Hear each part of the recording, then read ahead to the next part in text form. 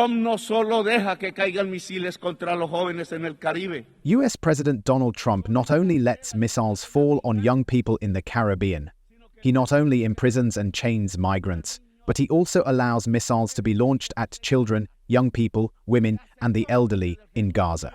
He becomes complicit in genocide because it is genocide, and we must shout it again and again.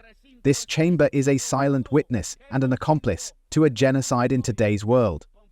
It is with a uniting for peace for Palestine, forming an armed force to defend the lives of the Palestinian people. Today, words and arms are needed, not blue helmets who are untrained and sometimes unwilling to do what is required. It is a powerful army of countries that do not accept genocide. That is why I invite the nations of the world, and above all their peoples, as part of humanity, to unite armies and weapons. We must free Palestine.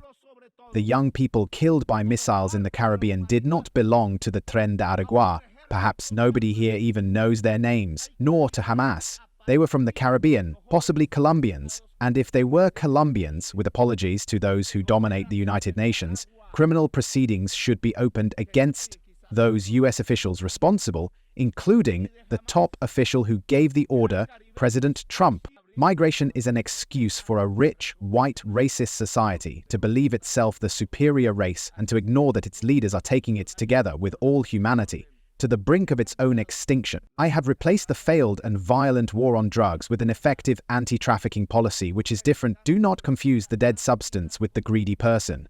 But they need violence to dominate Colombia and Latin America. They need to destroy dialogue and to impose and launch killer missiles at poor youths in the Caribbean. The anti-drug policy is not to stop the cocaine that reaches the United States. The anti-drug policy is to dominate the peoples of the global south in general.